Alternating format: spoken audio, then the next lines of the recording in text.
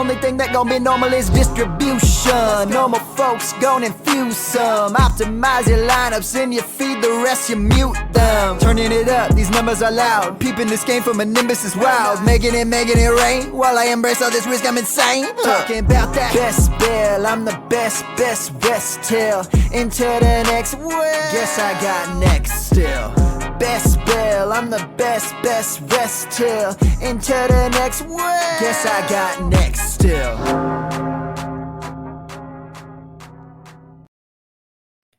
And welcome in to the Best Bell Fantasy Football Podcast and live stream. My name is Bradley Stalder. You can follow me on Twitter at FFStalder. Also, if you like the content for tonight, make sure you hit that red subscribe button, especially for those who are new. It's right there.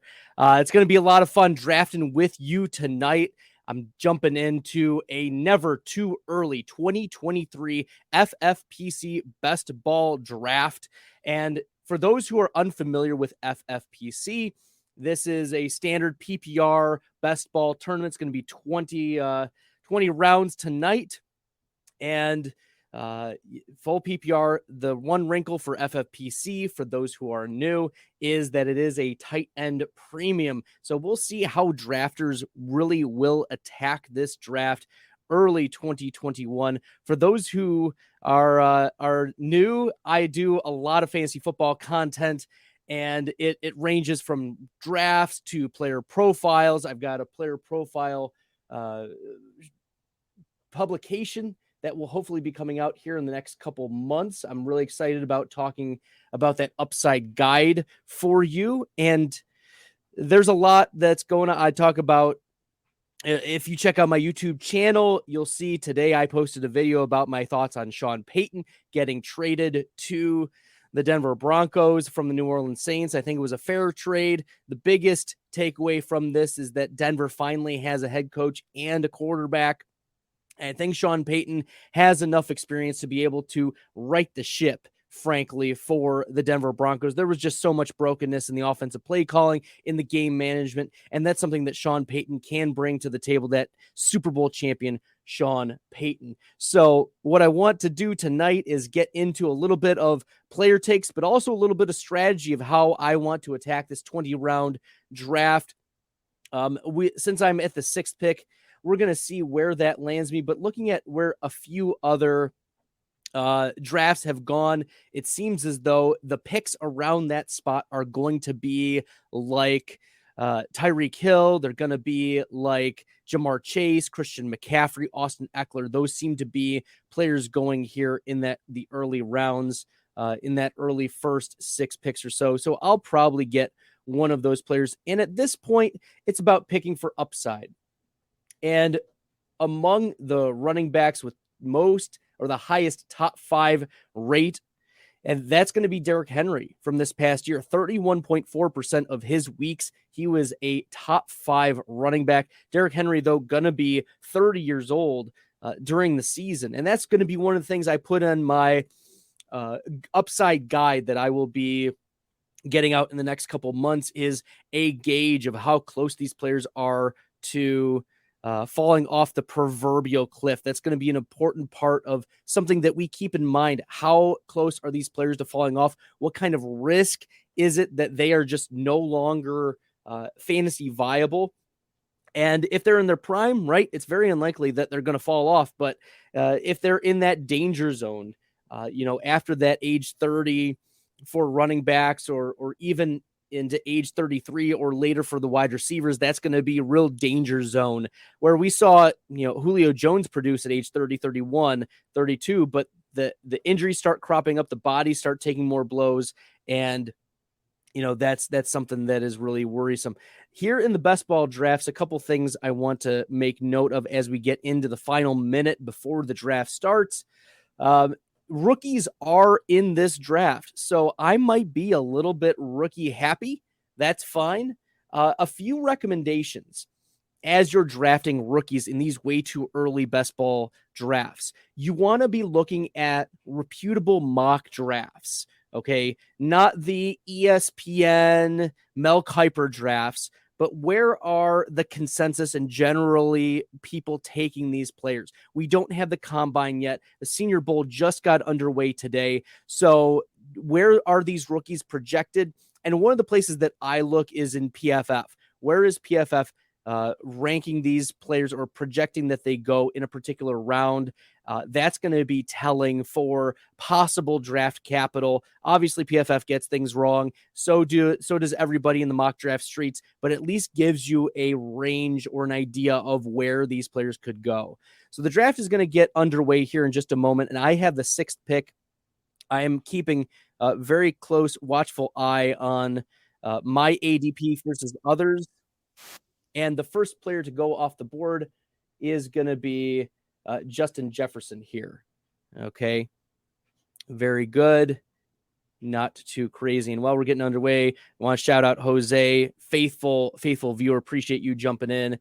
He's surprised that I like Peyton. I think that Peyton comes in with a game plan for success for Russell Wilson. That's going to be.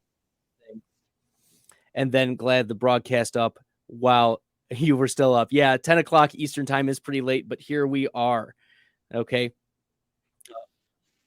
I am on the clock, and this makes me very happy because I'm going to be able to draft one of my favorite players in the best ball streets for this year. It's going to be Travis Kelce. I love drafting Travis Kelce very highly in these tight end premium drafts. I want to talk about Kelce for a moment. If you're familiar with me, you know that I'm a big Kelce believer, not just because, he's on the Chiefs and they're going to the Super Bowl and that's a great narrative, but no, like Travis Kelce, even into his age 33 season, 57% of the time, he was a top 5 tight end this past year at age 33. So I am very in on Kelce. Very excited about the difference that he makes. And also, because this is tight end premium, not only am I getting the best player at the position, I'm also getting those bonuses at a onesie position. And that's going to be the difference maker. If you look at King Capital's team that won the Best Ball Mania 3 regular season, he had Travis Kelce on his team, and he was able to pair him pretty nicely because he didn't need to start almost any other tight end. The only time that he really needed another tight end was Evan Ingram in the last week. And Evan Ingram was a really, really late pick. Now, Underdog is not tight end premium, but that bumps up Kelce in this particular format. So I am big into drafting Travis Kelce within the first. Heck, I took him at 103 in another FFPC draft. I'm willing to take him that early. If I have the 101, I'm at least eyebrow raising it. I still think Justin Jefferson is a significant draft asset at the 101, just because Jefferson 48% of the time in 2022 was 48% of the time he was a top 5 wide receiver weekly. So I am big on Justin Jefferson as well. I think he's worthy of the 101 because of the differential between Justin Jefferson at 48.1% of the time as a top 5 wide receiver. The number 2 wide receiver in that was Davante Adams at just under 38%. So there was a 10% difference. And you're talking, what's the difference of 10%? That's a game and a half probability that Justin Jefferson was a top 5 tight end more than the next closest wide receiver. Kirk Cousins is going to be back. Dalvin Cook may not be back. I mean, the Vikings went from the 14th run heaviest team to the 28th run heaviest team in the NFL this past year. They're going to be getting the ball to Justin Jefferson yet again in 2023. So I like Justin Jefferson in the 101. I also like Kelce at the 101, and Fantasy Dog jumps in and says Kelce it is, and in a tight end premium, Kelce at number 1. Yeah, I don't hate it at all. I am willing to take Kelce at the 101 just because the difference he makes. And you're like, okay, well, the difference between Justin Jefferson and Davante Adams was about 10%. How big was the difference between Kelce and number 2? Well, Kelce, remember, was at 57% of the time. He was a top 5 tight end. Kittle was number 2, 32.8% of the time. Kelce was almost double the rate of the top 5 tight end weeks that George Kittle, the number 2 tight end, was. We're talking about massive upside. and consistent upside. So yes, I like Travis Kelce there. That's a big, big win in the best ball streets to get Travis Kelce, difference maker. Okay, so looking at the board, a couple things I want to point out. Jamar Chase went number 1. I don't hate it, but I also don't love it either. Jamar Chase among wide receivers was 4th in top 5 wide receiver rate, but he was in the same tier as Tyreek Hill and Cooper Kupp.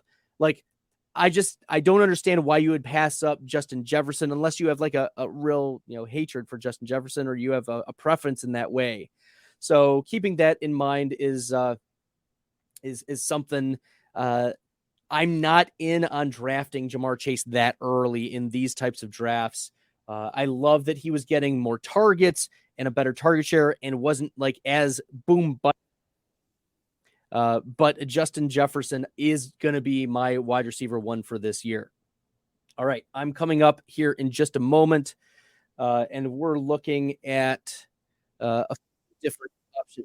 Bijan Robinson just goes off. That is a wild pick. Yeah, looking at who here is in the second round. Yeah, let's see. About 45 seconds left. I'll look at who else was taken in that second round. Yeah, Bijan Robinson, that was a little earlier than I had hoped. I was hoping to get him.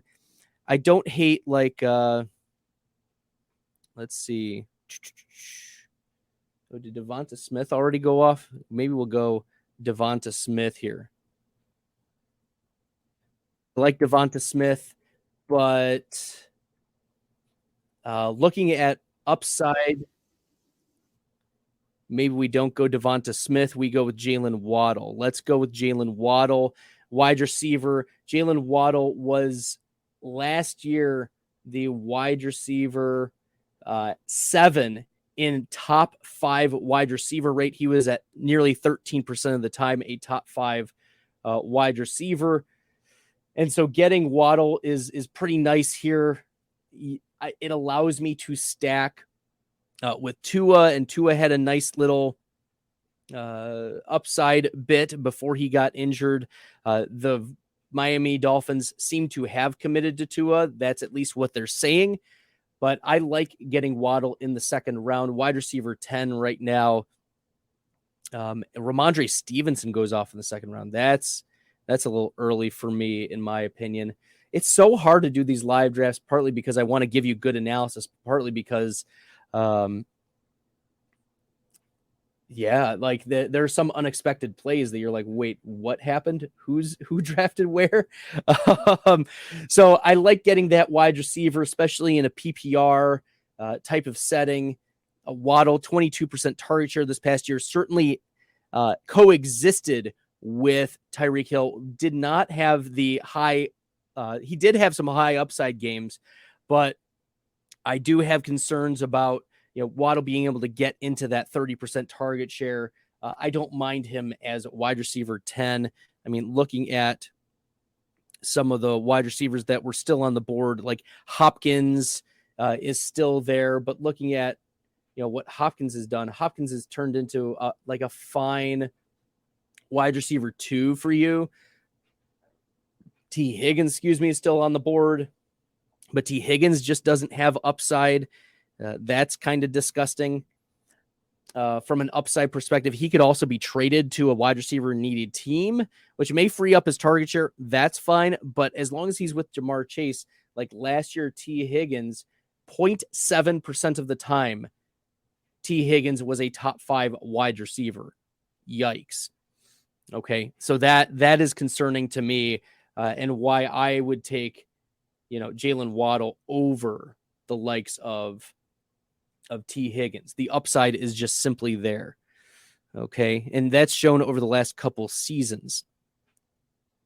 All right. Devonta Smith goes off at the 3-1. TJ Hawkinson goes off at the 2-12. Not a ton of surprises. Amon-Ra St. Brown went off as the wide receiver 9. T. Higgins. We've seen a wide receiver start. And for those unfamiliar with FFPC, it is start 1 quarterback, 2 running backs, 2 wide receivers, a tight end, and 2 flexes. Okay. And this is a 20 round. So right now, I'm probably not going to draft another tight end until way, way late, because I expect Kelsey to produce, and not just produce, but produce wide receiver one, running back one level type of scoring for me. That's how my team is going to be successful. Jalen Waddle gets me some upside because Hill is off the board, Adams is off the board, Chase is off the board, Amon-Ra St. Brown off the board, all wide receivers that have higher top 5 rates from 2022. We saw Eckler, Josh Jacobs, and Joe Mixon go off running back for the third team here. And then we've seen Cooper Kupp, Ramondre Stevenson up. Fancy Dog asking, is this is best ball? Yes. And this is full PPR. Yes. And this is also tight end premium, which is why Kelsey goes in the first round in this. But not just first round, but he was very high in the first round. Okay, so let's look at some of the ADPs. Pittman is not one of the considerations here. Let's see who running backs or wide receivers. We're going to look at all, actually. And let's go with the stack here to make sure I get my stack. Draft now, Patrick Mahomes goes as the quarterback 2 here. I like taking that stack of Kelsey and Mahomes. And for those who are at home, you're like, okay, what good is having Patrick Mahomes on your team? Mahomes was a top 5 quarterback 44.3% of the time. He was second behind Jalen Hurts. And I don't hate taking like Jalen Hurts over Mahomes, taking Jalen Hurts over Josh Allen. I don't hate those. And taking him to stack with Kelsey. Mahomes is not going to come back to me in the 4th round. I have now my 2 onesie positions solidified. And I've got a top 10 wide receiver in Jalen Waddle. This is one of those drafts where now I'm going to hammer wide receiver and probably take some late running backs. We'll see how that goes.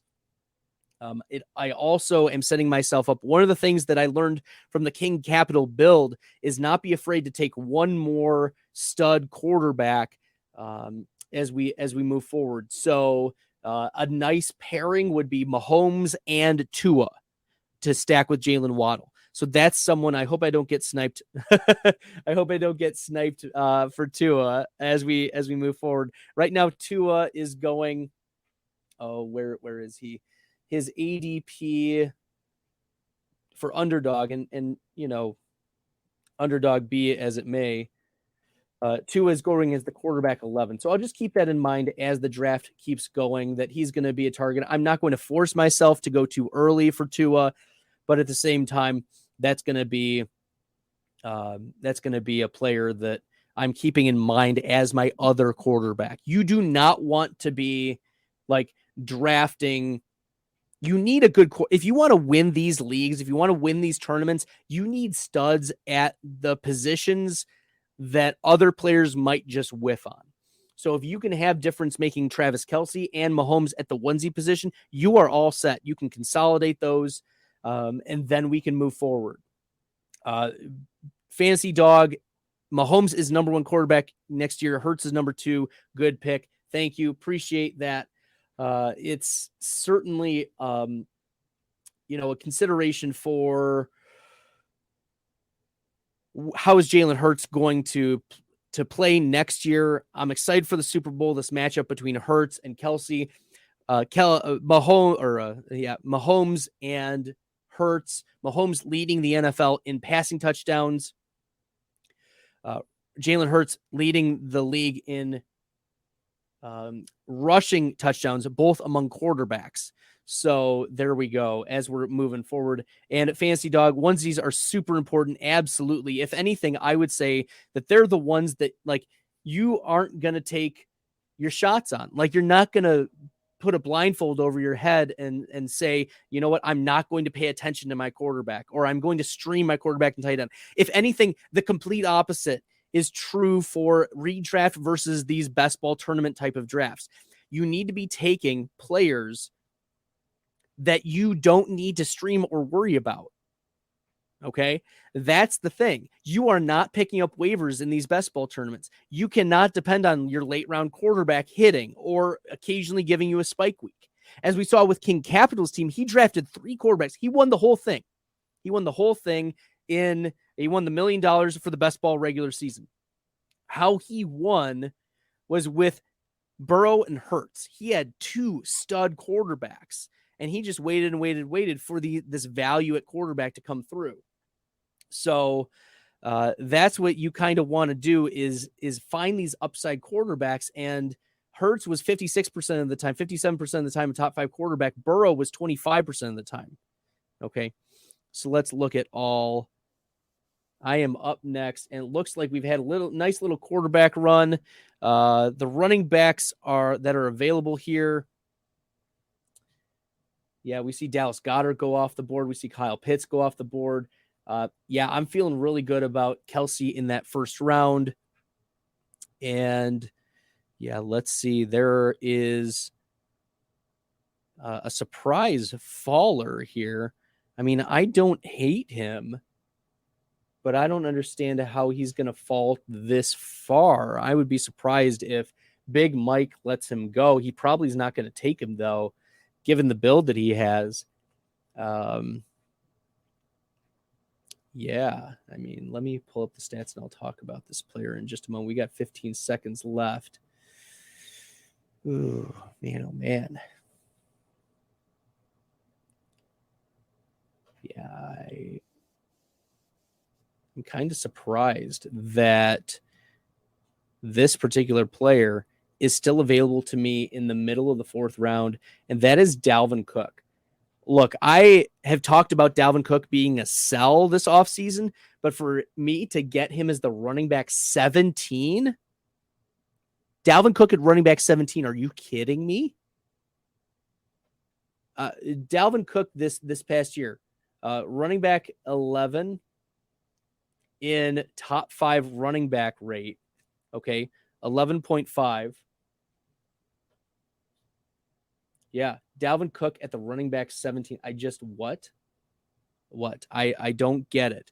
He was running back 11 in top 5 rate, and among running backs in flex rate, Dalvin Cook was also 13th. So those are types of upsides that I can't ignore. And I did talk about how Minnesota, I expect them to be more pass heavy, but they were 28th in rush rate, and that's what Dalvin Cook was still able to put up. Like, Dalvin Cook was not super efficient. He was not catching a lot of passes, but to get him at running back 17, I mean, that seems completely out of place. Dalvin Cook, it was running back 12 in fantasy points per game and half PPR. As I said, I don't hate it. There are some players that, some running backs that I'm keeping in mind as we're moving forward. But yeah, man, oh man, that's exciting. That's exciting to see. Okay. Yeah, I'm not going to put that one up, but great pick. Thank you. I was not expecting Dalvin Cook to be there at running back 17. Based on a draft that I just did, Dalvin Cook went as the running back 13 in the 3rd round. So almost a full round later, and 4 running backs later, I got some value on Dalvin Cook. This is turning into a very interesting build. Kenneth Walker going in the 2nd round. That's pretty nice, but we will see who else comes back around to me. Tony Pollard came off the board at running back 19. That's surprising to me that he fell that late. I'm not sure what happens with Tony Pollard. It could be that Zeke comes back on a restructured contract, and Tony Pollard is still a nice, really, really nice spike week type of player. But he's also coming off of the injury. But also Mike McCarthy is going to be the play caller now. And we have some eyebrow raises about Mike McCarthy's competency as a play caller.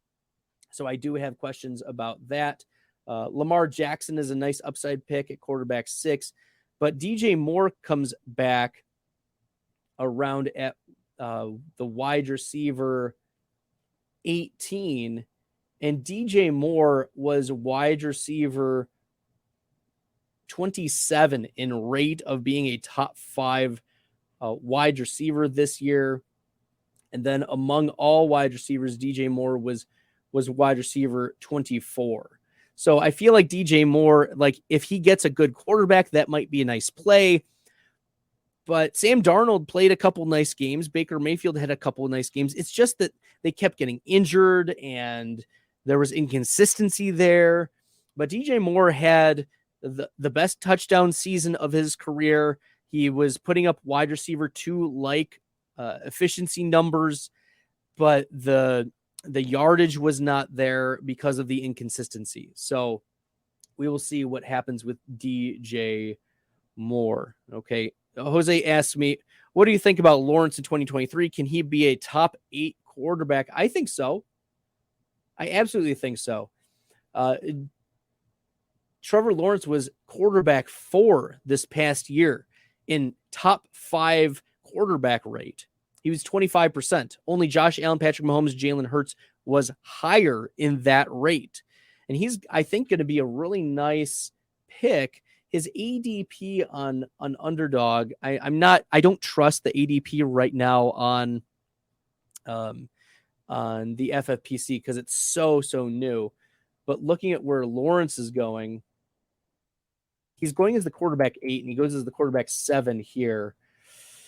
I don't see a stacking possibility, but there are some reasons to be optimistic about Trevor Lawrence, given the progression he made from Urban Meyer to Doug Peterson just in that from year 1 to year 2. Man, oh man, y'all are gonna make me take some players that I'm not normally taking at these spots, but here we go. Okay. I'm just checking off some players off of my checkbox list so that I see if there's any value that's left on the board. Because as I said, I don't trust the ADP that is up on the FFPC. Yeah, so okay. Well, we just saw Justin Fields go off as the quarterback 8. Okay, and we saw Joe Mixon go off. Interesting.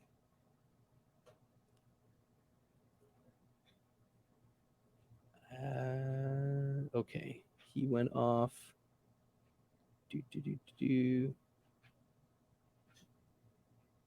How much time have I got? He went off.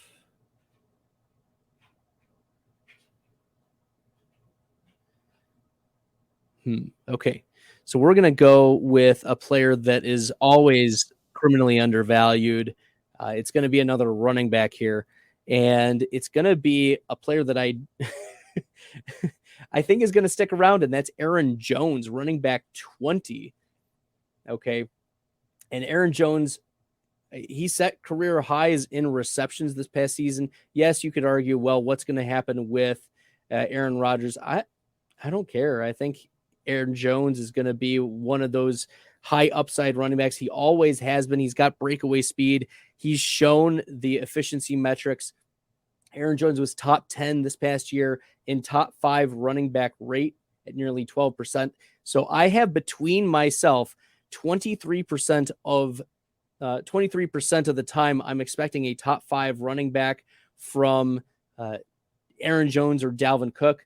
And based on the stats from last year, nearly 21% of the time they were between a top 5 and top 10 running back. So I like pairing those together. Those are some nice value picks. I think, like, to get Aaron Jones a running back 20 or Dalvin Cook a running back 17, I think those are just values. Okay. Yeah, the Pollard injury might be affecting it. And then Fancy Dog saying Lawrence will get some rushing touchdowns stacked with Ingram if not Kelsey. Yeah, so we'll see what happens there, okay? Very good. So there we go. I've got some running backs, and I think I'm going to get a lot of value on wide receiver. I mean, we are 22 in, but I mean, there are some really nice wide receivers still out there. And as I'm going to take a moment to update my. Oh, yes. Okay, good. We got Dalvin Cook off the board. Calvin Ridley's off the board. DeAndre Swift is off the board. Justin Herbert, Javonte is off the board. Okay. Trevor Lawrence is off the board. Najee Harris is off the board. Pittman is off the board. Chris Godwin is off the board. Aaron Jones is off the board. Dameon Pierce, that was a surprising pick as running back 16. I don't trust that Pierce is going to be the lead back. There's a new coach. Dameon Pierce was a day 3 draft pick. He definitely slowed down near the end of the year. The efficiency wasn't there. You don't think the Houston offense is going to be particularly good this year as well. There's just not a lot of reasons for optimism for Dameon Pierce as a potential upside play. I mean, even looking at what he did this past year, Dameon Pierce, yes, he was a flex play. Where was he? At running back 16. So he was 16th among running backs in rate at which he finished with at least 12 and a half PPR fantasy points, but 0% of the time he was a top 5 running back. There were only 2 other running backs in the top 16 who had 0 top 5 weeks, and that was Ezekiel Elliott and James Conner. Okay. So we see Mike Williams go off the board here. We see Amari Cooper go off the board. Christian Watson goes off the board. That's terrible. Let's see. Okay. Dobbins is off the board. Kittle is off the board, of course.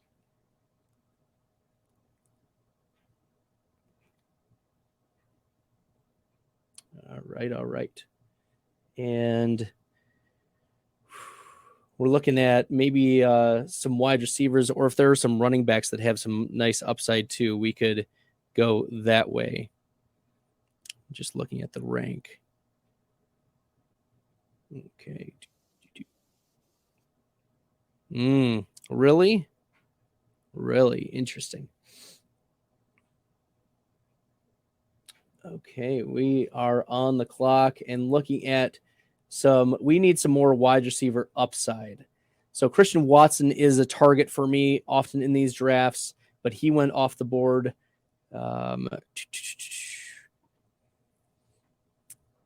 He went off the board here. There is a wide receiver who 9.5% of the time was a top 5 wide receiver, and that was the ever reliable Mike Evans. And taking Mike Evans in the 6th round at wide receiver 29, man, oh man, what a value there, I thought. Wide receiver 29, yes. Yeah, Christian Kirk went off the board, sorry to say, to stack with, wow. You've got to think that the one team that drafted Ridley, Kirk, and Etienne really wanted that Trevor Lawrence pick, but oh well, it didn't happen. Okay, so Mike Evans as my wide receiver 2, that's turning out to be pretty good. Wide receiver 29 in this draft here. Evans is going on Underdog as the wide receiver 27, so I got some nice value there. Okay. And then Treylon Burks goes off right after that. Rachaad White at running back 22. I'm not sure if I can get in on Rachaad White. Like, he didn't show me the upside that I wanted at the running back position. That's a lot of projection that he's going to get we have a new offensive coordinator for the Bucs coming. Maybe it's Monken. Maybe it's someone else. I don't think they've officially hired Monken. but I know he was interviewing. McLaurin goes off the board, and you're thinking to yourself, Bradley, why did you pick Mike Evans over Terry McLaurin? And, well, let's look. Control F, McLaurin. Terry McLaurin, 0% of the time was a top 5 wide receiver last year. Okay, and you're thinking to yourself, okay, but Bradley, what about the rest of his career? Let's look at Terry McLaurin. Okay, so Terry McLaurin's max score in 2022 was 20.5 fantasy points. His career max is 27.3. And his 84th percentile score in 2022 was 15.7 fantasy points. That doesn't even register on the first page of my upside guide. Terry McLaurin was wide receiver 33 last year in 84th percentile score. Wide receiver 33. And he's being drafted at wide receiver 31. I just can't get behind, like, in these best ball drafts, taking players that have not demonstrated upside. Like, it's hard to project a player saying, oh yes, he's going to do it way better. Like, I'm not confident that Terry McLaurin can get there. Okay.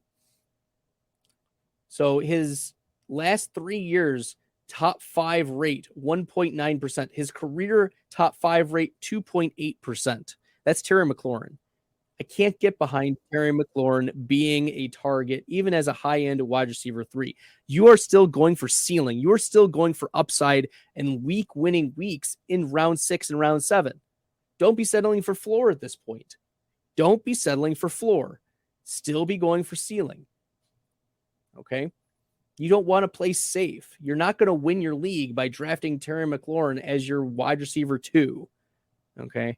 I'm sorry. Like, you need to be going after a little bit more higher upside players that, yeah, they might whiff, but they might hit. And that's what we want to be targeting here. Oh my gosh. I can't believe that there is a player right here. And I'm just, I want to pull the trigger so bad on drafting him. Oh, is he there?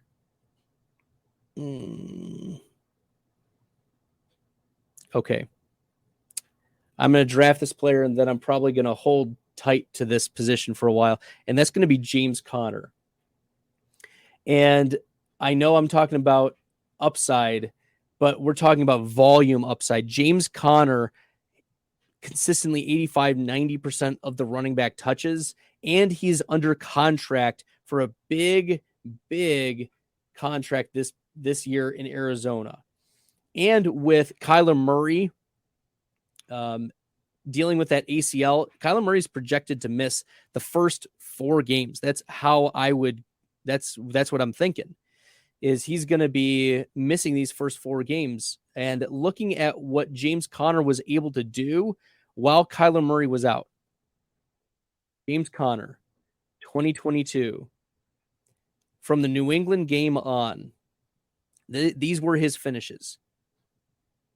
23.4 fantasy points in PPR, 18.1 fantasy points in PPR, 25 in PPR, and 14 in PPR. He finished as running back 5, 12, 4, and 15. What? That's James Conner without Kyler Murray. And all we need is James Conner to give us a couple spike weeks. I already have Aaron Jones and Dalvin Cook. And I've got Jalen Waddle and Mike Evans as my wide receiver 1, wide receiver 2. So now I'm just floating in upside. That's what I want to be attacking. So I really, really like the James Conner pick. I know he didn't get that top 5 rate, but his top 10 rate was 27.9%. Okay. 27.9%. And James Conner, that was running back 8. He was 8th in top 10 rate among all running backs. So give me a lot of James Conner. He's going to get the volume to start the season. We saw extreme upside weeks with Kyler Murray not in the lineup. He's going to get a lot more of the goal line work. I like the James Conner pick at running back 25. He catches passes out of the backfield. He's given the rushes. And all we need is for him to hold on. And I'm going to hold on to not drafting running backs for a while. At least that's my hope. That's my prayer. That's what I'm thinking about in this draft. Now I can just attack wide receiver upside pretty much the rest of the way. I can attack wide receiver upside the rest of the way. Okay. And we're going to go with top 10 rate. Okay. Ooh, okay. There are some players that we're missing. Ooh, yes. I'm really excited to see some of the players that I will be drafting here in a second. Where is? Oh, did he get taken off already? Was he drafted? I don't think so.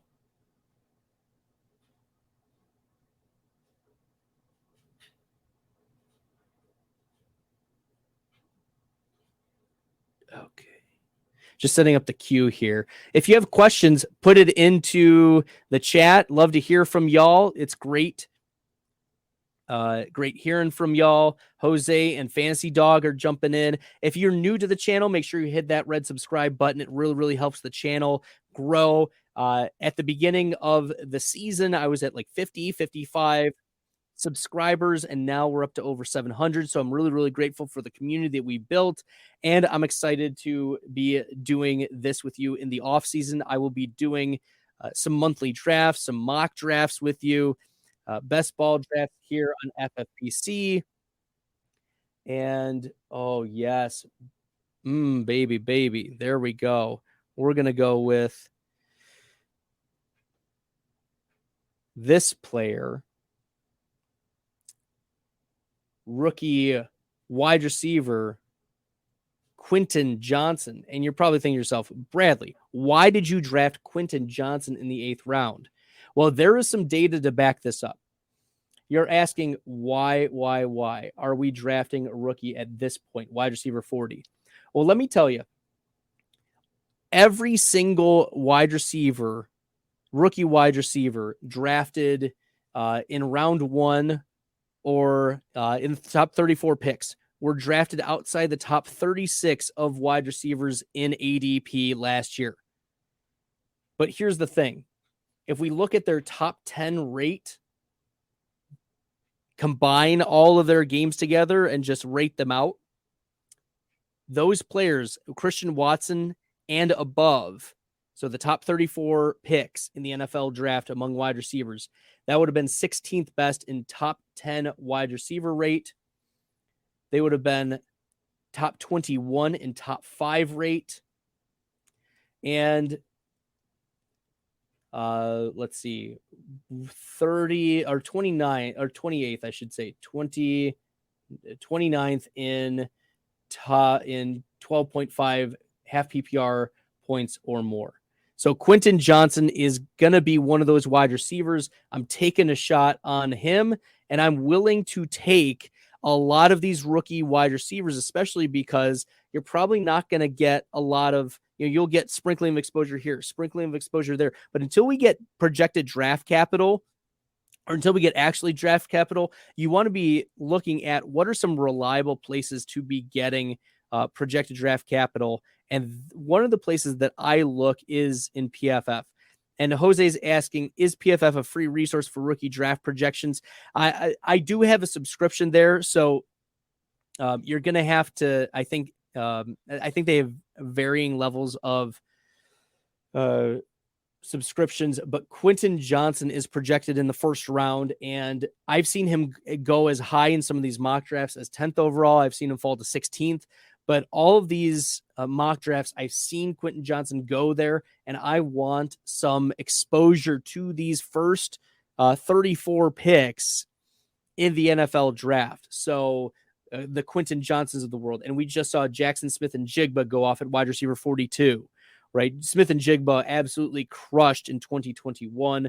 Rashad Bateman goes off here, wide receiver 43. Some young but unproven wide receivers coming off here. Jameson Williams at wide receiver 41. I love Jameson Williams. Jordan Addison goes off at this spot. Okay, and I think there's only one other wide receiver that I think I would want to take possibly. But we'll also look and see, are we going with rookies only? No, we're also going to look at some other upside. So I do want some sprinkling exposure to Quentin Johnson and other projected, or at least close to projected, first round wide receivers. Yep, receiving core is good. Do I have an ideal roster construction for FFPC, an underdog, etc.? I think part of the roster construction is about what draft picks come to you, Jose. Like, if Travis Kelce was already picked, I'm not going to force myself to take Mark Andrews, right? And so I think that the roster constructions depend on who is going to be available to you, right? Because if I was able to get Kelce, then I'm interested in getting Mahomes, and that's going to domino affect the rest of my draft. Okay, so it's going to domino affect the rest of my draft, which means that I'm going to focus on running back and wide receiver pretty much the rest of the way. I will possibly take another star quarterback here coming up, but let's look at some of the quarterback data just to see if there's any lingering values here. Ooh, okay. I don't know. There aren't any that really pop out for me. So when it comes to like ideal roster construction, it depends on where those first couple picks go, is my feedback. Okay. Because in this instance, like, my roster construction is going to be very tight on quarterback and tight end. I'm not going to draft a lot of those. I just don't see like winning with piecemealing together tight ends and quarterbacks. It's just not a projection, a way that I see success happening with this team. Okay. So let's take a look at some other, okay. You know what? I think this is the right time. This is the right time to do this. We're going to take Tua. Okay. And that's going to do two things. It's going to, I'm all set with quarterback. I've got my two quarterbacks. I do not need any more. It's stacking Kelce and Mahomes. It's, as I said, consolidating that position. And looking at the type of quarterback that Tua was this past year, 15.3% of the time, Tua was a top 5 quarterback. And that is including the 2 games that he had to leave early due to concussion. So if we take those 2 games out, we're looking at a significant difference of top 5 and top 10 rates of quarterback scoring. So Tua was a top 12 quarterback in fantasy points per game. So I am all set at quarterback. I've got the stack happening. I've got 3, yes, kind of dusty running backs, but they're going to get volume next year. If Dalvin Cook gets cut, he's going to get picked up by somebody who's going to use him. He's got a nice fat contract. He is a sneaky cut candidate, though. Same thing with Aaron Jones, but both, Aaron Jones in particular, very, very dynamic still. I was not disappointed with some of the efficiency metrics we saw from Aaron Jones this past year. Aaron Jones in efficiency, he was 7th in true yards per carry. This is Aaron Jones was 12th in yards per touch, 14th in juke rate, 9th in evaded tackles, 15th in breakaway run rate, 9th in breakaway runs, 10th in yards created per touch, 8th in yards created, 9th in production premium. Okay. And so Aaron Jones still has it. Okay. Aaron Jones still has it. Dalvin Cook, probably going to get volume. Same thing with James Conner, but I'm going to take some late shots on some rookie running backs as well, or maybe some undervalued dart throw running backs. We'll see how that construction goes. But I am going to take some more wide receivers coming up very, very shortly. Okay. Let's see if there are any other wide receiver values. Okay, cool. We saw McLaurin go off, Allen, Kamara, Kirk, London, Hawkinson. We did see Prescott go off. We saw Pitts go off. Lockett did go off. Once again, Lockett, wide receiver 36, is a tremendous value. Deshaun Watson is off. Moore, Connor, Brown, Goddard.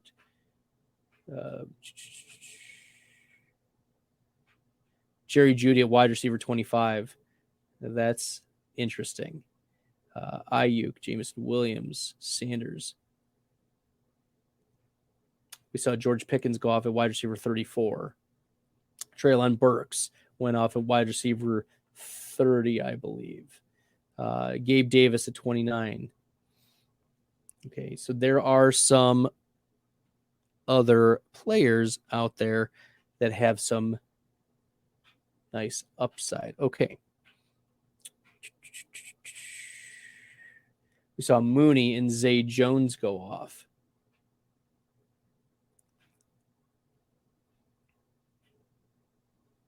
Wow. All right. We've got a few others here. I'm going to talk about some research that I've been doing for these players to export. All right. Well, let's look at expected top 5 rate. Where is that? Expected top 5 rate. Z to A. Interesting. We saw Daniel Jones and Aaron Rodgers go off. There is one player that has a double-digit expected top 5 rate of 18.45 fantasy points that has not been picked yet. And he was nestled between Garrett Wilson, Mike Evans, Amon-Ra St. Brown, and CeeDee Lamb. And he is still available. But his ADP, where's his ADP at? An underdog.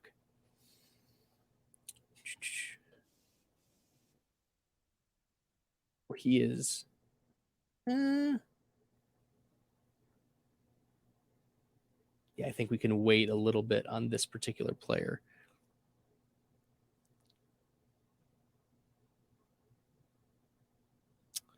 Okay, well, we saw a few others go off the board. What are we in round number 10? All right.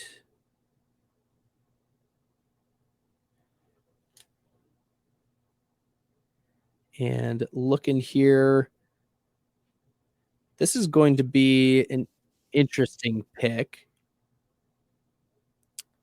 We're going to go with an oldie but a goodie, and that is Michael Thomas. We're going to take some upside pick here. Wherever Michael Thomas lands, it's going to be an interesting spot because Michael Thomas, if we look over the past few years, has been an absolute force when he has been on the field. Michael Thomas. Yes. So his overall ADP is a little bit later than this, but given the lack of upside that maybe, I'm lacking on the back end, he's projected. He's actually ADP wide receiver 50 on underdog right now. So to get him at wide receiver 51, I guess that's not too bad. His max score in 2022 was 20.2 fantasy points. And his last 3 years max was 20.2, but his career max 35.7. Still an 18.7, 84th percentile score. And you're like, well, wait, where does that rank among wide receivers? Between CeeDee Lamb and Mike Williams. Now, granted, Michael Thomas did not play a lot in 2022. He only played 3 games. But I think that this is the Antonio Brown corollary. He's still a talented wide receiver at an older age, and his skill set hasn't diminished. He's not one of those bigger bodied wide receivers like the Brandon Marshalls of the world, right? If Michael Thomas is out there, he's going to be scoring fantasy points. So you want to be going for these upside picks, and Michael Thomas at wide receiver 51 Yeah, give me some of that. Give me some of that. Especially since we don't know what the New Orleans Saints are going to be doing on offense. He might be the focal point along with Chris Olave, especially with Alvin Kamara with a pending suspension possibility in 2023. But I like taking Michael Thomas as we know if he is on the field, he's going to be crushing. We know he's going to be crushing. Okay. Now, I'm going to see if there are any other nice values out here as we're going through. Yeah, looking good so far. I'm happy with how this build is going. I am probably going to hammer more wide receivers as we move forward. We see the Dotsons of the world off the board. The Juju Smith-Schuster is off the board. Let's see. I think it's hard to be tracking some of these in real time. Sutton went off the board to wide receiver 37. Yeah, there's some love for Sutton there. Okay. James Cook went off at running back 32. That's a nice little pick. Same with Khalil Herbert, Pat Freiermuth. Okay. Yeah, we're going to be wanting to target some of these upside wide receivers that we have seen in the past, but haven't quite hit. You know, maybe they had a bad year this past year. So let's look at the last 3 years top 5 rate. Last 3 years top 5 rate, Z to A, and some of the players that are still out there who register on this list. Adam Thielen, 11% of the time. He was a top 5 wide receiver over the past 3 seasons, but he was 0% last season. And I wonder if he's one of those big-bodied wide receivers that just is falling off the cliff. So that is a red flag for me that he's dropped down that much.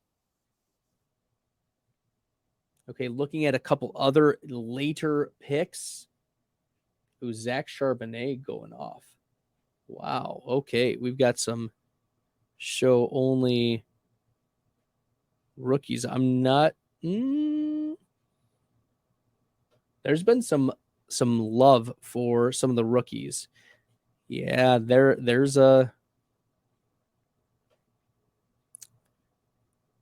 Oh wow. Okay, yeah, I think I'm gonna go with a rookie wide receiver here. I don't care who this next person picks because I'm going to go with a rookie because there is a wide receiver who's projected to go in the first round who has not yet been drafted. And he's consistently been in the mock drafts I've seen on PFF between wide receiver 16 and wide receiver 20. Or not wide receiver 16, wide receiver 20. Draft pick 1.16 and 1.20. And Sean Tucker just went off the board. That's fine.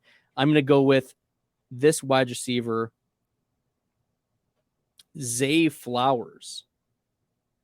So let's go some Zay Flowers here. He's projected to be a mid-first round pick per PFF. That's wild to me. We will see how it goes.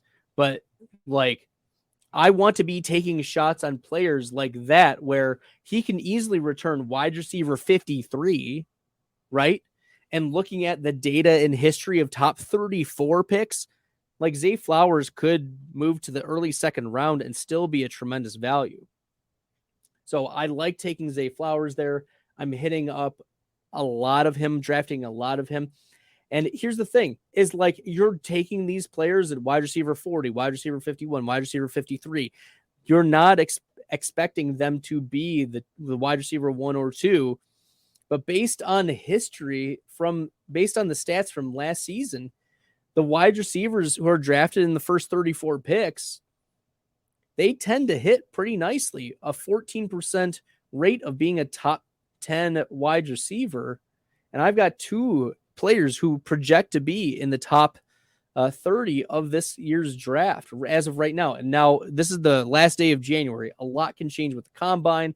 A lot can change elsewhere. But we're talking about the 17th highest rate of top 10 weeks among those type of wide receivers. Joaquin De La Guardia asks, why now not taking running backs first? Yeah, that's a good question. Why am I not taking these running backs? Because there's a huge tier break. Well, I assume you're talking about the rookies, Joaquin. You're talking about the rookies, and really I see it as a Bijan Robinson in his own tier. And then you see Jahmyr Gibbs right at the beginning of the 7th round is the next closest running back that's off the board. And then in round 10, Zach Charbonnet. So that's one of the things is we don't know where these running backs are going to get their draft capital. And those are a lot more in flux. Those are, I think, more dependent upon the combine. Because once you get into day 4, it's a lot more risky. And I'll just take some players that I like in the day 3 and round 4 and beyond, like later on as like last round picks who I have done the research on and said, these are players who are going to be very solid contributor dart throws later on. Now, Joaquin followed up by saying Eckler won't keep it up this year. Maybe.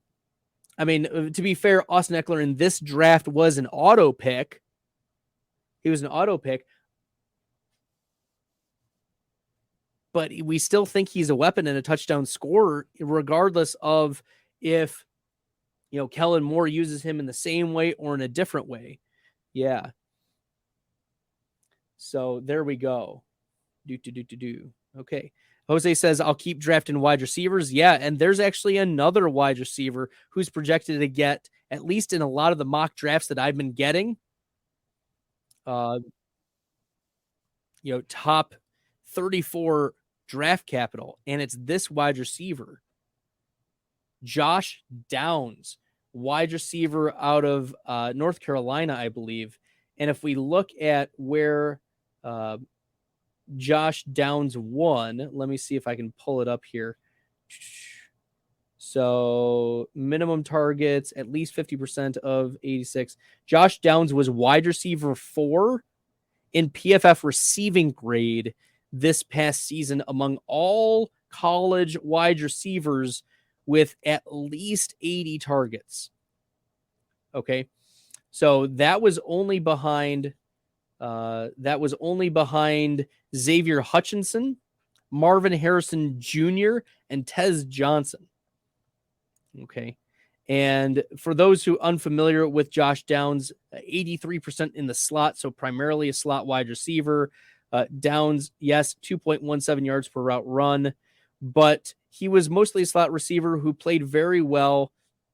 135 rating that his quarterback was able to get him to. Now, maybe that's a product of May, the quarterback at North Carolina, but maybe not. Okay. Fantasy Dog is asking about DPJ, Moore, Jacksonville, Foreman, Hubbard. Yeah, Hubbard might be a very interesting pick. I noticed, and I want to take a moment and talk about this player because I love Wan'Dale Robinson, but my concerns about Wan'Dale Robinson are simple. He is a wide receiver coming off a mid-season ACL tear. We have not seen wide receivers come back from mid-season ACL tears and be matching their pre-ACL production the next season. Like, let's look at Michael Gallup, for instance. That did not happen.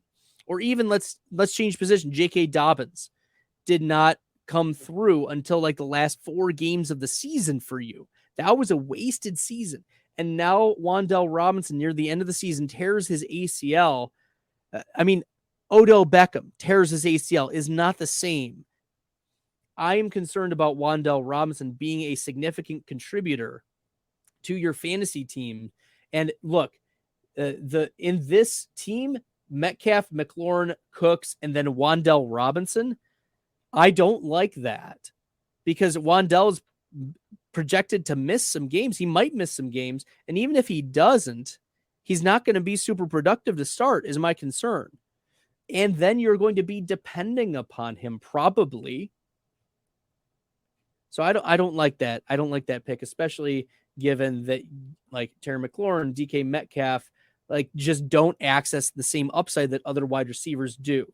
And you're like, but Bradley, isn't DK Metcalf one of the highest upside wide receivers out there?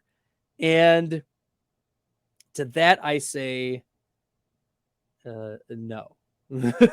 Let's look at this past season. DK Metcalf, 0% of the time was a top 5 wide receiver. And you're like, but Bradley, it was Geno Smith. Yeah, but Geno Smith threw for 30 touchdowns and over 4,000 passing yards. Okay, I think it was him and Mahomes and maybe like one other quarterback, just off the top of my head. But let's look at the top 3 last 3 years top 5 rate for Metcalf. Pull it up. DK Metcalf, top 5 rate the last 3 years. Thanks for humoring me while I look this up because I'm convinced that is the case. Yes, so last 3 year top 5 rate 12%. That is wide receiver 11. Okay, still behind Jalen Waddle, still behind Amon-Ra St. Brown, still behind Calvin Ridley, A.J. Brown, Tyler Lockett, Jamar Chase. Yes, he's behind Tyler Lockett in upside. That's wild to me. Okay. Well, let's look at let's turn the rookie toggle off and actually see who are some of the players that are still left. Oh, this is great. Yes. We're going to take the player who was at least he was at 14% of the time expected to be a top 5 wide receiver. Top 5? Is it top 5? Yes. 14.4% of the time. This was wide receiver 11 in expected top 5 rate, and that is this player. I can't believe he's going to go off as wide receiver 61, and that is wide receiver Allen Lazard. Allen Lazard, this is per PFF. 14.4% of the time, Allen Lazard was expected to get at least 18.45 fantasy points in half PPR.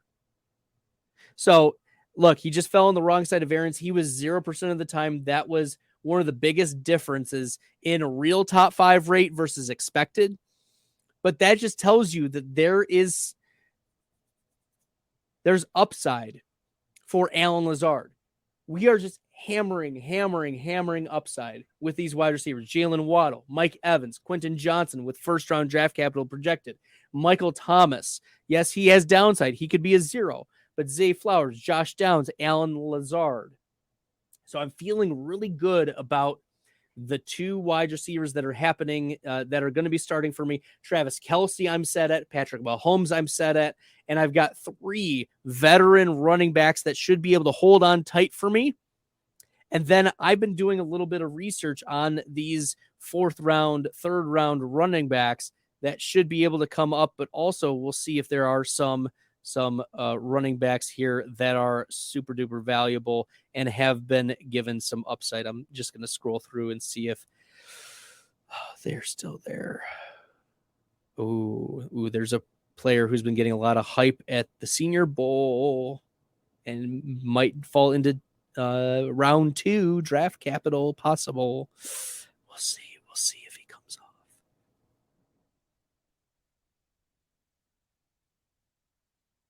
But first, I'm going to look and see. Add to the queue there. Oh, good. There is a player. I'm not going to say. I can't say. It's hard because some of y'all might be drafting along with me and maybe sniping me, but we'll see here. I am happy with how the build is going so far. Very, very wide receiver heavy in the middle of this draft. Waddle, Evans, Johnson, Thomas, Flowers, Downs, Lazard. I am drafting a lot of Downs and Flowers. I feel like those are players who Josh Downs was early declare, high PFF grade. I think he's going to play a nice little like Tyler Lockett type of role in the NFL. And if he just gives me 1 or 2 spike weeks, we're looking at good. There's been a lot of hype for Zay Flowers, like from the Film Bros.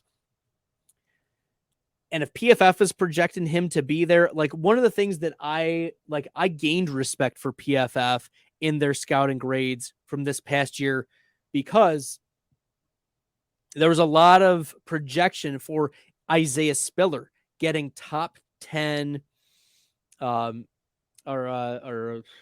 Isaiah Spiller getting like day 2 draft capital and being like a round 2, round 3 pick. And I'll have to look it up, but I remember clearly and distinctly in about middle of February, PFF put out their 2022 rookie guide. I read through it and they had Spiller at like projected round 5. And I was like, wait, what? Why? And so I read through some of the things and I was like, wow, he is like not jumping off the page. Something is just not right with this player. He has a lot of the numbers to back it up, but why is he not grading well? Why are things not turning out? And it was just concerning to me. So I didn't draft a lot of Isaiah Spiller until, after I found out that he went to the Chargers and could play that Austin Eckler role, but he never made it.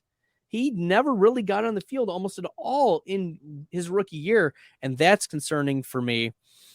So, Isaiah Spiller, I gained respect for PFF because some people like to crap on PFF, and I am not in that boat. I am not one of those people. Okay. Yeah, I'm not one of those people to do that. Anyways, so let's take a look at some of the wide receivers who are still out there. Oh man, what could have been with Allen Robinson? Like, he's still out there, but I'm not going to draft any of him. Yeah, I'm just scrolling through here. Wide receivers. Like, I like some of the wide receivers, but not at this spot in the draft. We're talking round 14. Okay. Let's see if there are any tight ends that are up here. Wow, we've got some trash tight ends. But what, we're in round 14, tight end 24. Isaiah Likely just went off the board, and this is the perfect time to take this player, Taysom Hill. Let's go, Taysom Hill, tight end 25. I love drafting him at this spot. Taysom Hill, tight end at 25. I know this is tight end premium, but could Taysom Hill be the quarterback? He has like a $20 million dead cap hit for 2023. He is not going anywhere. And if Alvin Kamara is suspended, and heck, if the Michael Thomas thing doesn't work out, the contingency is Taysom Hill anyways. And I'm not depending upon Taysom Hill, but let's look, because I know Travis Kelce is going to be my top tight end, but I think this is the right spot for Taysom Hill. Taysom Hill last year was the tight end 10 in rate of which he achieved top 5 weeks. Evan Ingram was ahead of him. Njoku, Juwan Johnson, TJ Hawkinson, Cole Kmet, Dalton Schultz, Andrews, Kittle, and Kelce. Taysom Hill was also tight end 7 in fantasy points per game. So when he was crushing, he was absolutely crushing. And to get him as outside the top 24 of tight ends in best ball, give me some of that. So we're talking almost 70% of the time, my tight end position is going to get me a league winning level. And 60% of the time, my quarterback is going to get there. So now I just needed to have filled in Dalvin Cook, Aaron Jones, James Conner, and now I can finish the last 5 rounds with running backs and wide receivers. Right now, I have a 2, 3, 7, 2 build. And I can throw some more running backs in. I can throw some more wide receivers in, but I'm exclusively going wide receiver and running back the rest of the way. And we are just going to be going on upside. There are still some very, very nice upside wide receivers and some rookie running backs that are going to get day 2 or day 3, early day 3 draft capital. Okay. So, and there are some really sneaky wide receiver picks. Donta Foreman goes off running back 53. I like that pick by that particular player. All right, we will see who comes back around to me. Jelani Woods goes off the board.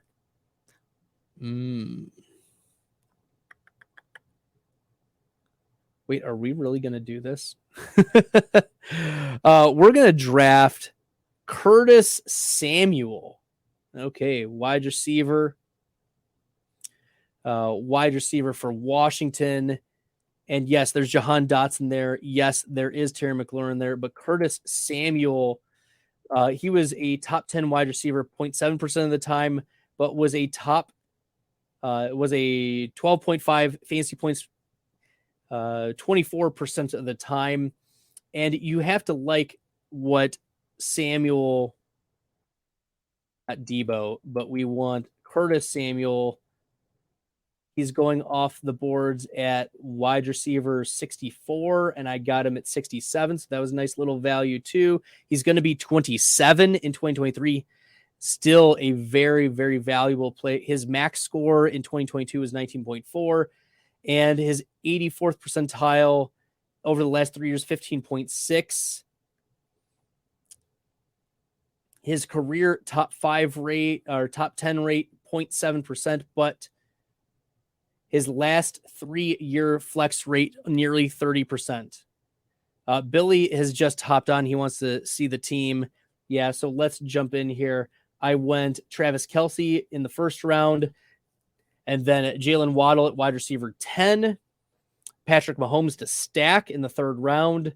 Dalvin Cook at running back 17. Aaron Jones at 20.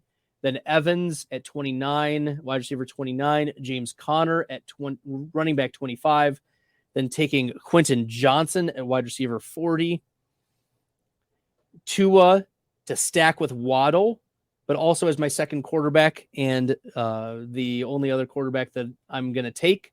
Michael Thomas at wide receiver 51.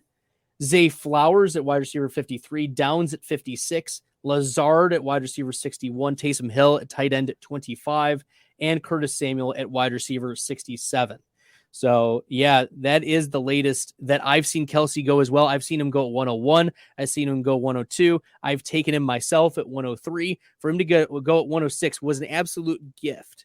So, a little rookie heavy, but I did give some justification based on historical data as to why I am in on some of the rookies. I mean, I have Flowers, Downs, and Quentin Johnson, all players who are being projected in the mock drafts on PFF to be all top 34 or so draft picks. And obviously those can change, as I mentioned earlier, based on the Senior Bowl, based on the combine, based on draft capital, landing spot, all of those. But those are players who, if we're taking shots at this point right now, there's not going to be a lot of people who have all three of those as a unique build among wide receivers. So I don't dislike that. I am probably going to go. I need a little bit more at running back coming back around. So let's see here. There are some just hanging out late here. Oh, there's one that I really want to take. I hope I'm not sniped here.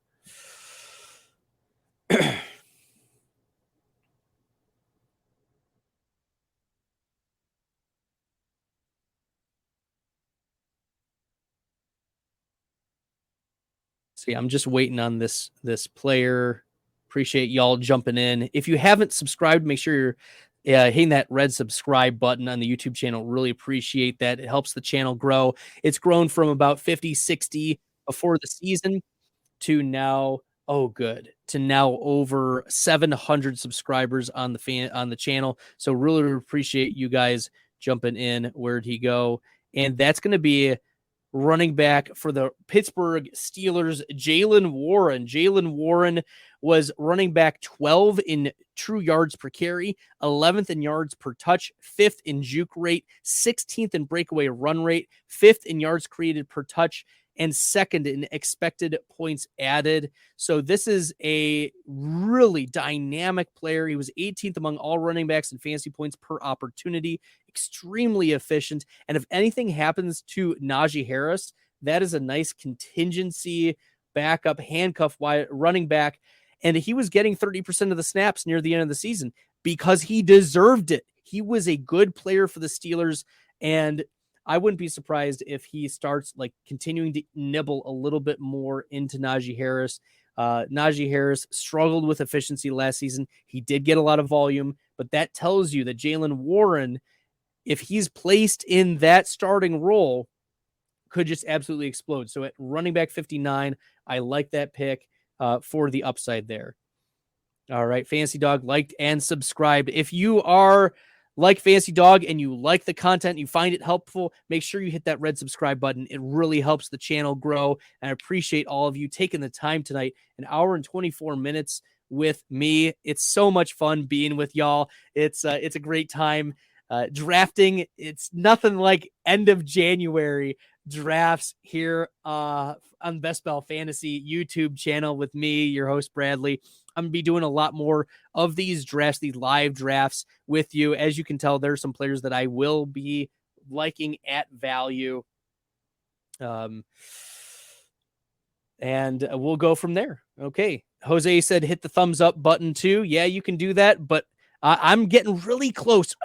I've been working really hard to try to get this channel to be monetized, to get to that 1,000 subscriber threshold. So if you like the content, make sure you hit that red subscribe button. It really, really does help. And I'm going to continue to bring you quality fantasy content all off season. Going to be so much fun. Billy says he loves the Warren pick, and so should you. You should be in on Jaylen Warren as a late round running back pick. I mean, give me Jaylen Warren over Isaiah Spiller. Give me him over, Kareem Hunt even. Heck, Kareem Hunt looked really bad at the end of the year. Billy asks, are you concerned Tua is still in the concussion protocol? At this point in the offseason, no. If we start getting into like May drafts or June drafts or whatever, and we still are hearing that Tua is there are concerns in the organization that there's concussion concerns, or that Tua is worried about how he'll come back, like, fine. But the upside at quarterback 12, like if Tua gets fully cleared, you got to think Tua goes over Kirk Cousins. You got to think Tua goes over Kyler Murray, right? You can see Tua being a top 9 quarterback. Okay, so I don't hate that. There we go. I don't disagree that it's career threatening. So we are monitoring, but I think it's worth that at this point. We're drafting in January. A lot can change here. Billy trying to use the old tricks of distracting me while I need a draft here. Let's look at another running back. Let's. I have my eyes on. Oh yes. I don't know if y'all can read this, but it says Dwayne McBride, no matter what. Dwayne McBride, no matter what. McBride is projected to be a day 4 or day 3 running back, round 4 running back per PFF. But if we're looking at the rushing grades for PFF, just for this year, among running backs with at least, what is it, 70 attempts? Dwayne McBride, just 70 attempts. Dwayne McBride was 5th in PFF rushing grade, 4.6 yards after contact per attempt. That is second among all running backs. I am big in on Dwayne McBride as a first and second down bruiser. He's going to be an early day 3 pick, but could he turn into a Tyler Algier type? Absolutely. So that's someone that is on my rookie radar. His breakaway rate was 52%. That was 18th among all running backs in college football who had at least 60, I think it's 70 rush attempts. And he's not much of a pass catcher, so let's not get carried away. But I will be very interested in seeing some measurables for Dwayne McBride here, okay? Because he could land on like an Atlanta Falcons from last year type. He could play for Carolina, right? If it's not Chuba Hubbard, and Chuba Hubbard goes off right afterwards. I like Chuba Hubbard as a deep dart throw who had some nice efficiency, like running back 2 type of efficiency numbers. He didn't get a lot of volume because Donta Foreman, and he struggled with injuries, but Chuba Hubbard did improve from rookie year to sophomore year from an efficiency standpoint. So that's someone that I'm interested in. Billy said, dude may eat a popsicle and get a brain freeze and be back in protocol.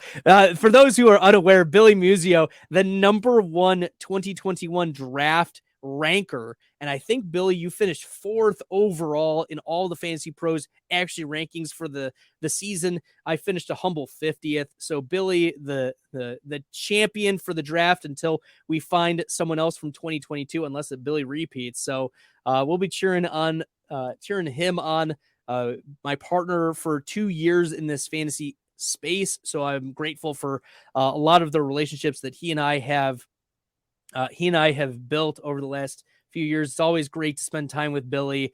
And thanks for popping in. I appreciate you a lot. And yeah, I sucked this year. Yeah, okay, Billy. Top 4 out of over 200 rankers and spending time with little old me. So yeah, we are in round 18. We're taking some shots here at running backs and wide receivers. We just saw Isaiah Hodgins go off the board. And those who are unfamiliar, I went on the GOAT District podcast and said that Isaiah Hodgins would be a deep league winner, deep round wide receiver league winner, and he ended up doing it. He outscored Devontae Adams in almost every game from week 14 onward, just because Adams sucked, well, along with Derek Carr. Both of them sucked so bad, and then finally Adams goes off for one game with Jarrett Stidham. Fine, like whatever. So Isaiah Hodgins was a nice call. Akuag Boonham goes off the board. He's a player that I'm eyebrow raising because of his athleticism. A little disappointing though. Yeah, let's see if there are a couple more players. I'm probably going to go one more running back, and we'll see what wide receivers are also available here. We're not going to go with those plays. Oh man.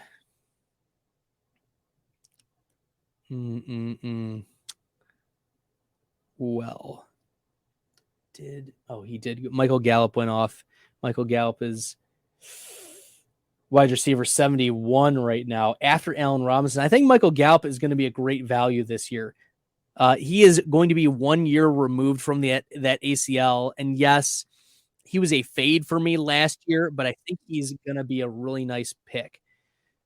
Williams from Detroit is already off the board, fantasy dog. So I'm not going to go with Jameson Williams. Williams went off pretty early, I think wide receiver 41 in round 8. So he's not available here. But Billy, I got to do something that's on brand for me, and that is drafting Russell Gage. Fun fact, it's Mike Evans and Russell Gage are the only 2 wide receivers of any significance on the payroll for the Tampa Bay Buccaneers. And look, Russell Gage may be the go-to for whoever is the quarterback for Tampa because Tom Brady may not be there. Chris Godwin is expected to hit the market and just command money. So Russell Gage, I think, is going to be a nice little pick there at wide receiver 82. Wide receiver 83, Rashee Rice. I was reading and listening to some updates about the Senior Bowl, and Rashee Rice did not play well. So there you go. Until he pulls a hammy on his sock. I don't know about that.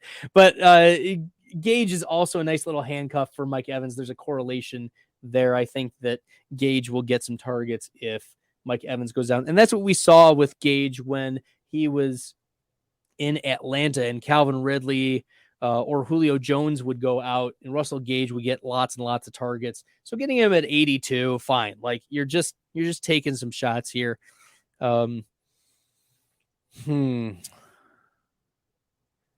Yeah, I think we do want a couple more running backs. So let's take a look at who is available among all the running backs. Well, here are some running backs who have not been drafted so far. I'm not saying that I will or won't draft them, but I want to throw out that we are entering into round number 19 and 20, and Chase Edmonds, Clyde Edwards-Helaire, Darrell Henderson, James Robinson still on the board. Some of them may be more surprising than others, but like Latavius Murray is still on the board. He is surprised. He's like a cockroach. Like Latavius Murray does not go away, right? Latavius Murray is going to be picked up like in week 8 by some team that loses their running back, and he's just going to get 12 carries for 40 yards and might fall into the end zone. Like that's what Latavius Murray is going to give you. So even I think he's over 30 years old right now. But that's what we're looking at. Running back rate. This is crazy that Latavius Murray, where is he? Latavius Murray he was running back 27 in rate of games with at least 12.5 fantasy points. He was ahead of Dobbins and DeAndre Swift in that rate. He was ahead of Raheem Mostert and Kenyon Drake and James Robinson, Zonovan Knight, Devin Singletary, Cam Akers, Antonio Gibson, Najee Harris. Like, that's crazy to me that, like, Latavius Murray just wouldn't go away. Oh, man. There are some late-round dart throws here. I know I'm on the clock right now.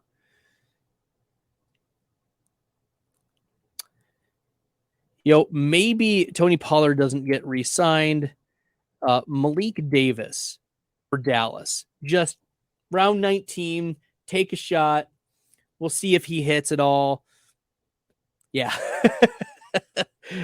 We'll see if Malik Davis hits it all. Just this is where you take your shots. And right now I have 6 running backs. And I think I have 1, 2, 3, 7, 8, 9 wide receivers. So I have a 2, 6, 9, 2 build going into the last round. And then I'll do a quick recap.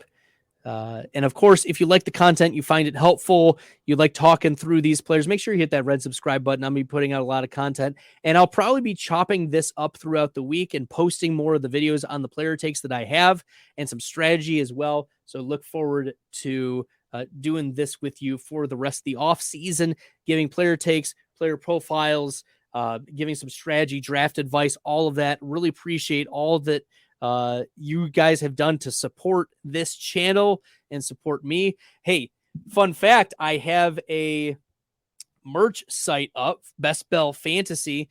You can check out the YouTube description. I believe it's in there. If you want to get in on some of the merch that is available to you. Of course, that helps me with the channel and everything. So if you are interested in joining the Bestball Fantasy Club, I'll be planning to do some giveaways for Bestball merch throughout the off season. So keep that in mind. Be subscribed to the channel so you can get alerts for when those happen. And yeah, there's going to be some giveaways for the merch, but also for the upside guide that'll be coming out here in a couple months. I've been working very, very hard to get that going. I have a real nice base for it, and we will see how it turns out. I already have a cover ready and a format, and it's going to be really, really nice. So I'm excited to get content and get products out to y'all over the course of the next few months. Lots of fun. I also have a Substack that I will be updating throughout the off season. I'll probably be doing a review of this draft and talking about some of the draft picks, going through each of them. And right now the Substack is all free. It is all free. Now, if you want to throw me some bucks, that's totally fine. In the Substack, that is totally okay. But I want to just throw a couple of those things out there for you. Is really, really fun. A lot of good times had. And these have been some challenging drafters to play against. So let's see if there are any. Oh, KJ Hamler goes off the board. That was a nice little pick there. Mm-hmm. Okay, well, let's see if there are any other.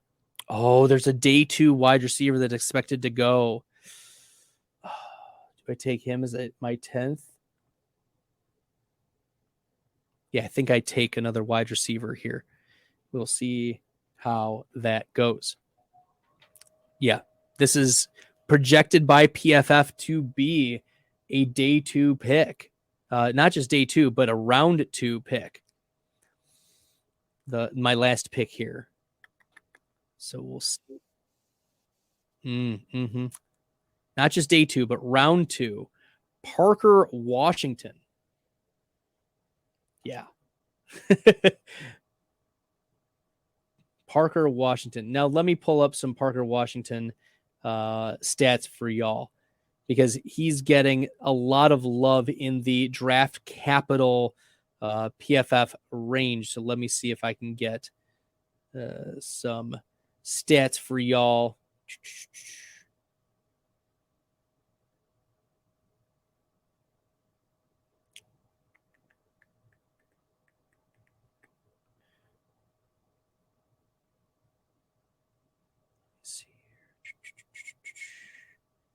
Anyways, I'll find it in a little bit, but nevertheless, this is taking shots on players that may hit, and maybe they won't, but like, you may hit on play. Oh, John Mechie going off. That was a nice little pick, really late. Wide receiver 92, second round pick this last year, who battled cancer and also is recovering from an ACL tear. A year and a half removed now. John Mechie is a real nice late pick. So hats off to that particular drafter for taking Mechie. But you want to be taking players who have that draft capital. We don't know where they're going to land. There's some ambiguity there. And at wide receiver 90, it doesn't take a lot. For all we need is Parker Washington to hit 1 or 2 games, right? We only need him to hit a couple games for him to be valuable. So our goal for each of the weeks for PPR is to get 161 fantasy points. In regular PPR, I think we want to bump it up just a tad, maybe 163, 165 in this tight end premium. But getting Travis Kelce will help us get there. Getting Patrick Mahomes will help us get there. Waddle, Cook, and Jones should be a strong start. Evans, and then Connor in the flex, and then someone somewhere is going to come in big. So my draft went Kelce, then Waddle, Mahomes to stack with Kelce, Dalvin Cook, Aaron Jones, Evans at wide receiver 29, Connor at running back 25. Okay, and that was after Rachaad White, which, fine. And then, because I'm not convinced that Isaiah Pacheco does hold down that number 1 running back spot. We will see how that goes. He did look good, but Clyde Edwards-Helaire did not play at all. Well, I don't think they completely throw away Clyde Edwards-Helaire either. And then I went Quentin Johnson at wide receiver 40. Tua at quarterback 12. He's going as quarterback 11 on Underdog. And to stack with Waddle, that was just the right price, the right place for Tua. Then Michael Thomas at wide receiver 51 has a lot of upside. And I think is the Antonio Brown corollary. He's just going to be, a good player if he is on the field. That's the big contingency. Zay Flowers, Josh Downs, both projected per PFF in almost all the mock drafts I've seen to be top 34 NFL draft picks. Josh Downs an early declare. Zay Jones is getting a lot of love in the early mock drafts. Even Mel Kiper, I think, had him in the top 32 and mentioned him on ESPN. But that's not the reason why. I think that he gets a lot really nice draft capital. Lazard was all about value at that point. Wide receiver 61 for Allen Lazard. Yeah, give me that. A player who was top 14 in expected rate of top 5 weeks for 2022. Taysom Hill at tight end 25. We know what kind of upside Taysom Hill brings to the table. Then Curtis Samuel, wide receiver 67, has some flash plays, some gadgety plays, can be a nice flex fill in week to week. Jaylen Warren was simply a handcuff pick, but an extremely efficient handcuff pick. Dwayne McBride, I'm a truther. I pull out my sheet. Dwayne McBride, no matter what. Okay, that's going to be, I'm already planting my flag. I don't care. Dwayne McBride, running back 65, then Russell Gage, wide receiver 82 in round 18. Tyjae Spears was a nice pick by the 101 picker. But then I went Malik Davis and running back 70 and Parker Washington at wide receiver 90. Thank you, everyone. I really appreciate you tuning in. Make sure you hit that red subscribe button if you find all of this helpful. Once again, my name is Bradley Stalder. You can follow me on Twitter at FFStalder. You can find it there on Twitter and also hit that red subscribe button on YouTube. This is so much fun. I appreciate all of you. And until next time, good luck in the best ball streets. I embrace all this risk, I'm insane. Talking about that best bell, I'm the best tail. Into the next world, guess I got next still. Best bell, I'm the best tail. Into the next world, guess I got next still.